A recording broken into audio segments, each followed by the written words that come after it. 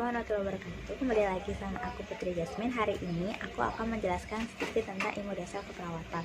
Dalam ilmu dasar keperawatan itu ada 3 materi yang hari ini akan aku jelaskan. Yang pertama itu asam basa dalam tubuh manusia, penyembuhan luka, dan farmakologi dan prinsip obat. Yang pertama adalah asam basa dalam tubuh manusia. Apa sih asam basa dalam tubuh manusia? Keasaman atau kebasahan suatu larutan tergantung dari ion hidrogen di dalamnya. Nah, termasuk ion hidrogen yang ada di dalam tubuh kita. Macam-macam gangguan keseimbangan asam basa. Yang pertama itu ada asidosis respiratorik. Berhubungan dengan peningkatan asam karbonat. Hal ini berhubungan dengan peningkatan CO2 dalam tubuh akibat berkurangan dari ventilasi. Nah, ini biasanya terjadi pada pasien-pasien asma, bronkitis, gangguan otot-otot pernapasan. Yang kedua itu ada alkalosis respiratorik.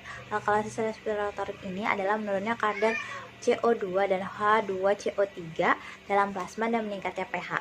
Nah, alkalosis respiratorik ini terjadi pada hiperventilasi emosional, keracunan salinilat, dan gangguan pusat pernafasan. Yang ketiga adalah asidosis metabolik adalah perbandingan bikarbonat terhadap asam karbonat menjadi berkurang. Ini terjadi pada pasien DM yang tak terkontrol. DM itu adalah diabetes mellitus yang tidak terkontrol, habis itu ada diare, terus gangguan fungsi ginjal. Yang terakhir adalah alkalosis metabolik. Hal ini terjadi asam kuat keluar dari dalam tubuh manusia. Nah, ini terjadi pada pasien yang muntah dan pasien-pasien yang penderita jantung. Faktor-faktor apa aja sih yang mempengaruhi asam basa dalam tubuh kita? Yaitu adalah yang pertama pemberian asam basa melalui makanan, penambahan asam secara endogen dari hasil metabolisme, penambahan secara endogen yang tidak fisiologis dari diabetes mellitus. Terus yang keempat adalah pengeluaran asam basa oleh ginjal dan usus, terus yang pengeluaran asam karbonat oleh paru, terus ada juga pembentukan asam dalam jumlah besar oleh sel-sel lambung, karena di dalam lambung kita itu ada zat asam yang besar.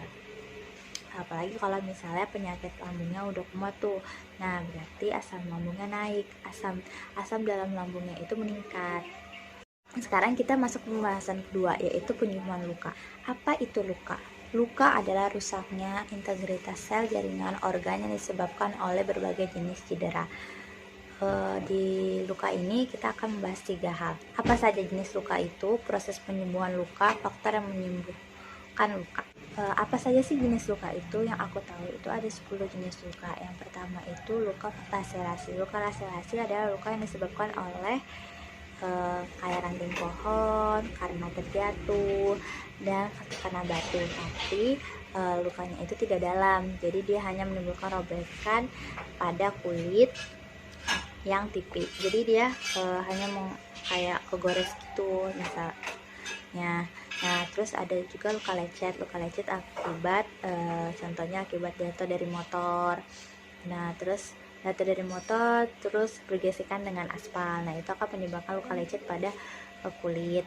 Yang ketiga itu ada luka tusuk. Luka tusuk itu akibatkan oleh benda tajam seperti tertusuk pisau, tertusuk paku, seperti itu. Tetapi luka tusuk ini tidak sampai menembus ke bagian luar, atau misalnya sampai menembus ke sini, dari misalnya dia tusuk pakunya di sini terus menembus sampai sini. Nah, terus ada juga luka kostusiopin. Luka itu adalah pecahnya pembuluh darah di bawah kulit yang tidak terjadi robekan atau pendarahan. Nah, itu tuh biasanya contohnya itu kayak luka lebam. Jadi ada ruang biru lebam. Nah, itu di dalamnya itu terjadi luka, pembuluh darahnya pecah tetapi tidak mengeluarkan darah. Itu termasuk adalah luka kostusiopin. Nah, selanjutnya itu yang nomor 5 itu ada jenis luka kecil dan tipis yang disebabkan atau yang disengaja untuk proses pengobatan. Nah, itu misalnya itu seperti luka ditusuk suntikan, nah seperti itu, atau luka untuk, kan kalau di infus itu kita kan disusuk juga tuh. Nah, biasa kan ada bekas lukanya, ada bulatan kecil di tangan, nah seperti itu. Terus juga ada luka yang diakibatkan oleh peluru atau tertembak, seperti itu dinamakan vulnus clopetorum. Selanjutnya itu ada luka gigitan. Luka gigitan itu bisa disebabkan oleh hewan dan manusia juga. Terus juga ada luka verrucotum, luka yang tembus. Nah, ini nih bedanya sama luka tusuk. Kalau luka verrucotum ini itu dia lukanya tembus. Jadi misalnya dia tertusuk paku, nembus sampai keluar sini, atau dia tertusuk paku nembus sampai bagian depan kakinya, terus tertusuk besi misalnya. Nah, dia nembus sampai ke belakang, dari depan sampai ke bagian belakang punggungnya, seperti itu. Luka amputasi yaitu luka diakibatkan oleh putusnya salah satu bagian tubuh, biasanya dikenal dengan amputasi. Yang misalnya dia habis cedera terus tangannya hancur, harus diamputasi. Dan yang terakhir adalah luka bakar. Luka bakar adalah jenis luka yang diakibatkan rusaknya jaringan kulit akibat terbakar, radiasi, elektrik, atau zat kimia lainnya. Proses penyembuhan luka. Proses penyembuhan luka itu ada 3 fase. Penyembuhan luka ditandai dengan adanya proses pemecahan katabolik, sel mati, dan proses pembentukan anabolik. Anabolik itu sel baru. Nah, 3 fase itu antara lain yang pertama itu fase inflamasi. Fase inflamasi terdapat respon vaskular dan seluler yang bertujuan untuk menghentikan pendarahan dan bersihan area luka. Sedangkan fase proliferasi adalah perbaikan menyembuhkan luka ditandai dengan proliferasi sel, jaringan, dan pembuluh darah baru. Fase ini dapat gagal diakibatkan oleh penyakit diabetes mellitus dan radiasi pengobatan seperti radiasi pengobatan kanker. Nah, kemudian fase maturasi. Fase maturasi ini dimulai pada 3 minggu. Nah, biasanya di fase maturasi ini warna kemerahannya sudah mulai menghilang karena jaringannya sudah mulai membaik. Di sini fase maturasi ini sudah mulai terjadi proses penyembuhan yang optimal. Nah, luka dikatakan sembuh jika konstitusi lapisan kulit atau kekuatan jaringan kulit mampu melakukan aktivitas seperti normal. Jadi kalau kalian luka, terus luka kalian itu bakalan dikatakan sembuh kalau kalian bisa beraktivitas seperti biasa tanpa merasakan sakit. Ketiga yaitu ada farmakologi dasar. Farmakologi dasar ini aku akan menjelaskan sedikit tentang obat itu. Obat adalah zat apapun yang menyebabkan perubahan fisikologi dan psikologi organisme saat dikonsumsi. Obat dapat menjadi racun jika tidak dikonsumsi dengan takaran dan dosis yang tepat. Tetapi jika dosis dan takarannya tepat, obat akan menjadi pencegah dan mengobati penyakit. Rute pemberian obat itu ada berbagai macam. Yang pertama itu ada oral, intravena. Intravena itu melalui pembuluh darah, biasanya melalui suntikan. Terus ada intramuskular. Intramuskular itu ke jaringan otot, jadi disuntiknya ke jaringan otot. Ada subkutan, ada sublingual. Subkutan itu di bawah kulit, jadi suntikannya di bawah kulit. Sublingual itu di bawah lidah. Kenapa di bawah lidah? Karena di bawah lidah itu ada juga pembuluh darah yang bisa menyerap obat. Terus ada bukal. Bukal itu antara gusi dan pipi. Ada rektum dan vagina. Ada okular atau otik. Okular itu mata, otik itu telinga. Ada transdermal. Transdermal itu melalui kulit. Inhalasi dan nebulasi. Kalau inhalasi itu seperti obat asma. Terus ada juga kedalaman ruangan sekitar sumsum tulang belakang atau intratekal. Nah, biasanya ini dilakukan dengan cara operasi. Regulasi obat. Regulasi obat itu ada 4. Pertama, obat bebas. Obat bebas itu biasanya simbolnya ada bulutan berwarna merah. Nah, itu tuh seperti narkotika, antibiotik. Nah, obat-obat yang harus melalui resep dokter atau harus dikonsultasikan ke dokter dulu. Terus ada obat bebas terbatas. Obat bebas terbatas ini biasanya warna biru, seperti obat pilek, obat batuk, seperti itu. Ada juga obat bebas. Obat bebas ini seperti vitamin. Nah, sering kalian beli di apotek dan sekitarnya. Ada juga obat tradisional. Obat tradisional ini seperti jamu-jamuan. Nah, perawat itu memberikan obat pasien juga ada prinsipnya loh. Nah, prinsip pemberian obat kepada pasien itu ada 6 benar. Yang pertama, benar pasien. Hal ini dapat dipastikan dengan memeriksa identitas pasien. Misalnya, Sebelum perawat memberikan obat ke pasien, perawat akan mengecek nama yang ada di gelang pasien atau bertanya kepada pasien, maaf ibu, ini benar dengan ibu Sinta, seperti itu misalnya, atau dengan cara mengecek tanggal lahir pasien. Nah, kemudian ada benar obat yang benar. Hal ini dilakukan sebelum memberikan obat kepada pasien. Label obat harus dibaca dengan teliti minimal 3 kali untuk memastikan apakah obatnya yang benar. Selanjutnya adalah benar dosis. Sebelum memberikan obat, perawat harus memeriksa dosis. Perawat harus memastikan penghitungan dosis obat secara benar. Dan jika ragu, perawat bisa berkonsultasi dengan apoteker atau dokter yang menangani pasien tersebut. Terus juga ada rute yang benar. Faktor yang menentukan rute terbaik ditentukan oleh keadaan umum pasien, kecepatan, respon yang diinginkan, sifat kimiawi dan fisik obat, dan serta kerja yang diinginkan. Jadi rutenya itu harus benar. Misalnya dia harus rutenya melalui mulut, ya harus melalui mulut, nggak bisa melalui suntikan atau melalui seperti tadi di bawah lidah, nggak boleh ditelan, harus ditaruh di bawah lidah dulu obatnya, seperti itu. Selanjutnya ada benar waktu. Waktu yang benar adalah di mana saat obat diresepkan harus diberikan. Ini contoh ya, obat yang diberikan dokter 2 kali sehari.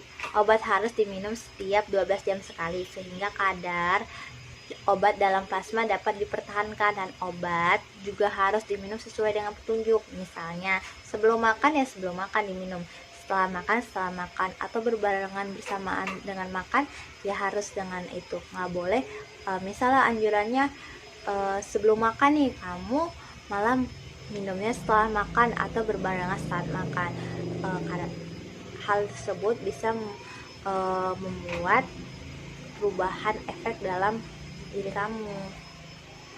Terus kemudian ada benar dokumentasi.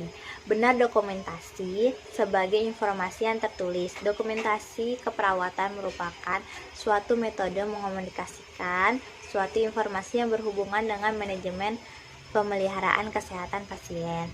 Nah, termasuk pemberian obat nih. Pemberian obat juga harus didokumentasikan oleh perawat. Biasanya didokumentasikannya di askep keperawatan. Sekarang masuk ke farmakokinetik. Farmakokinetik itu apa sih? Adalah proses pergerakan obat untuk mencapai kinerja obat. Kinerja obat adalah proses pergerakan obat untuk mencapai kinerja obat yang optimal. Nah, di prosesnya itu ada 3. Yang pertama absorpsi, distribusi, dan biotransformasi. Apa sih absorpsi itu? Absorpsi adalah pergerakan partikel-partikel dari saluran gas-gas sirotronal ke dalam cairan tubuh. Absorpsi obat dipengaruhi oleh beberapa faktor, yaitu adalah aliran darah, rasa nyeri, stres, kelaparan, dan makanan, serta pH. Dan kemudian ada distribusi. Distribusi itu apa sih? Distribusi adalah proses di mana obat menjadi berada di dalam cairan tubuh dan jaringan dalam tubuh. Distribusi obat dipengaruhi oleh aliran darah, aktivitas terhadap jaringan, efek pengikat dengan protein. Nah, terus yang terakhir adalah biotransformasi. Biotransformasi adalah kebanyakan obat ditransformasikan oleh enzim-enzim seperti zat yang dilarut dalam air untuk diekskresikan ke dalam tubuh. Nah, ekskresi dan eliminasi rute utama dari eliminasi obat adalah melalui ginjal. Ke rute lainnya melalui empedu, feses, paru-paru, saliva, keringat, dan air susu ibu. Masuk ke jenis-jenis obat. Jenis-jenis obat yang aku sebutin ini adalah sebagai contoh, dan obat-obat di sini juga harus melalui resep dokter, nggak boleh sembarangan dibeli ya. Nah, yang pertama itu adalah obat antiinflamasi atau infeksi. Contoh obat antiinflamasi adalah mempunyai efek analgesik. Analgesik itu adalah efek penghilang rasa sakit. Nah, contohnya itu ada salisilat aspirin, asam mefenamat, asam propionat ibuprofen, ada premazolam phenibutazon. Yang kedua adalah obat infeksi. Obat infeksi adalah antibiotik. Antibiotik adalah zat yang dihasilkan oleh mikroba terutama fungi yang dapat menghambat pertumbuhan atau penumbuhan mikroba lainnya. Nah, contohnya antibiotik itu ada amoxicillin, penicillin, ampicillin, dan lain-lain. Selanjutnya tuberkulotika atau obat TBC. TBC adalah penyakit menular yang paling sering terjadi di manusia. TBC terjadi di paru-paru yang disebabkan oleh mikroba tuberkulosis. Penyakit ini ditularkan dari orang ke orang, terutama melalui pernapasan, melalui percikan droplet. Obat tuberkulosistika ini adalah obat anti-TB. Obat anti-TB itu menjadi dua. Nah, yang aku tahu itu ada obat pilihan pertama atau first line-nya terdiri dari isoniazid, terus isoniazid. Terus ada juga aminosalisilat asid. Obat antifungi atau antimitotika. Antifungi adalah obat anti jamur yang digunakan untuk mengobati infeksi jamur. Contohnya fluconazole, miconazole, amprofetesin B, dan kotanazol. Nah, kemudian itu ada antivirus. Antivirus itu dapat mencegah terjadinya infeksi atau mengobati infeksi. Virus dapat menginfeksikan inangnya dan menyebabkan sebagian akibat bagi inangnya. Namun juga ada kok yang ditangani oleh sel-sel imun kita dalam tubuh. Makanya sel-sel imun kita itu harus dijaga ya. Nah, sehingga akibat yang dihasilkan tidak terlalu besar. Penyakit yang diakibatkan oleh virus adalah influenza, polio, campak, cacar, herpes, hepatitis, flu burung, HIV, AIDS, dan yang sekarang lagi banyak banget virusnya itu adalah coronavirus. Nah, untuk herpes itu adalah ada obat namanya aciclovir. Terus untuk antivirus influenza itu ribavirin. Obat untuk sistem pencernaan itu ada obat anti diare, itu ada laksatif. Terus untuk obat mual dan muntah hidroksizin, obat anti tukak atau obat lambung kita bilang itu adalah ranitidin, antasida, omeprazol, dan lain-lain. Nah, gangguan sistem perkemihan. Obat-obat gangguan sistem perkemihan itu ada antiseptik saluran kemih, itu ada vitamin. Terus analgesik saluran kemih ada penazopirin. Perangsang saluran kemih ada nebetanekol. Terus ada antispasmodik saluran kemih flavoskat. Nah, sekarang masuk ke obat untuk gangguan jantung.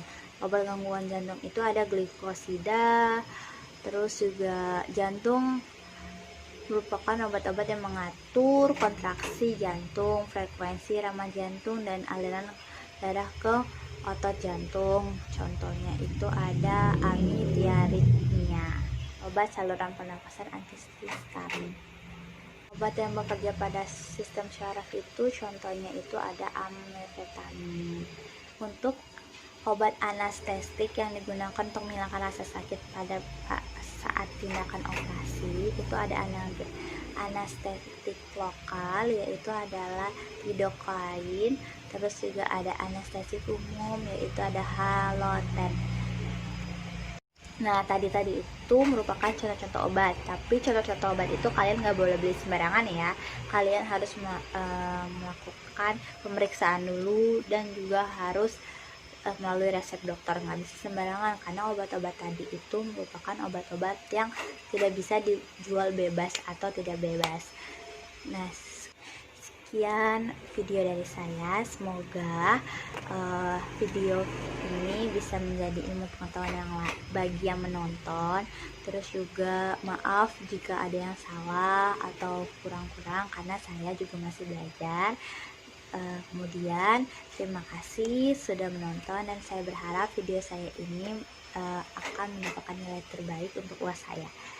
Assalamualaikum warahmatullahi wabarakatuh.